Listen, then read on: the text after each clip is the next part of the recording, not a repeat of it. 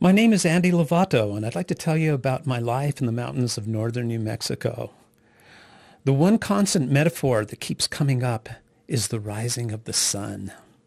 It all begins in 1955, when as a small babe, my mother lifted me in her arms, took me outside, and put me in the grass, lying naked with the rays of the sun falling upon me. It was an incredible experience. At that moment, I felt the sun god. Some people call him Osiris or Ra, but I felt him within my heart. I closed my eyes and I could see the smiling face, the energy of the sun god. The sun continued to be a comfort all through my childhood. If I ever had a moment of distress, I could close my eyes and that smiling sun god would reappear for me. So it took me through my childhood. However, my childhood was not all rays of sun. They were occasional eclipses. And one occurred on November 22nd, 1963, when my hero died in Dallas.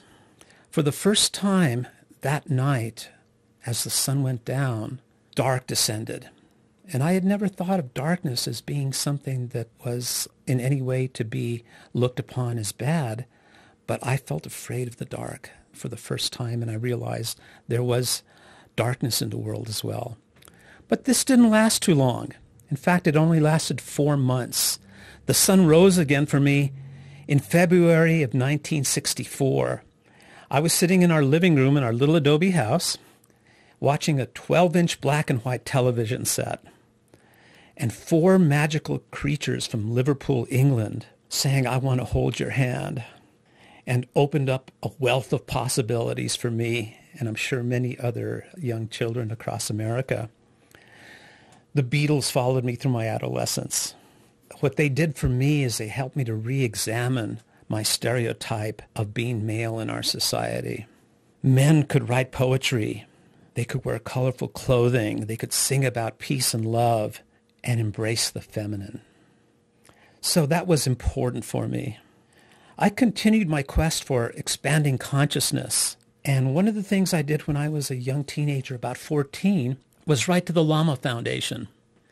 I had seen a glimpse of this incredible book that had come out of the foundation.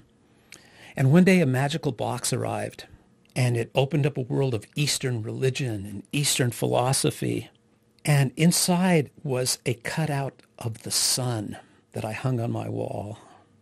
A few years later, the sun metaphor reappeared again in the form of what was called orange sunshine. This was supplied to me by a good friend of mine who I went to high school with. His name was Martin Lopez. We met on the plaza, and he said, "I have some good stuff for you." So I took this tab of LSD up with me and drove up the mountains to Santa Fe National Forest next to a waterfall that I would sit near when I wanted to escape school and all the pressures of daily life. And so as I sat there, I put this tab into my mouth and swallowed and waited for something to happen. Well, nothing happened. 10 minutes passed, 15 minutes passed, 20 minutes, and I thought, well, I've been ripped off. So I looked up in the sky and I noticed a couple of planes flying by. And suddenly one of the planes exploded and sparkling, glittering flakes fell all over me. And then another plane exploded, and these colors were everywhere exploding around me. And I thought to myself, must be working.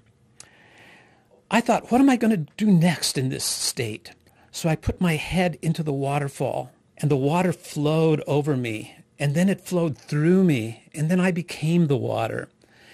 And I rushed down through the streams and out through rushing banks and around rocks, and I flowed past flowers and trees. And I realized that I was experiencing the oneness of being at one with the universe.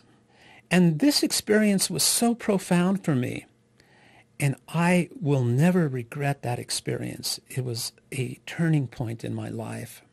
And I wanted to experience this oneness without any outside stimulation. And I found this in meditation and with the mantra, Baba Nam Kevalam. The mantra made me a channel of love, of divine love. When I would breathe in, I would look up at the beloved sun and take in all of the divine energy. And as I breathed out, I would spread this divine energy to the whole earth. So breathing in, Baba Nam, take in the divine energy. Breathe out, Kevalam, give it to the world, becoming a channel of love. My next manifestation of the sun was not spelled S-U-N, but S-O-N.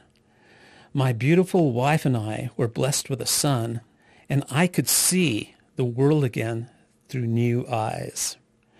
Reflecting back on my life, as I sit in front of my solar adobe house in Tasuki, amongst the trees, I love nothing more than to sit in the sun in the morning and strum my guitar, playing a D chord.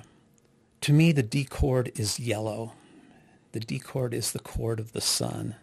And I play this chord in praise of my benefactor, the sun. As the Beatles said so aptly so many years ago, here comes the sun. Here comes the sun. It's all right.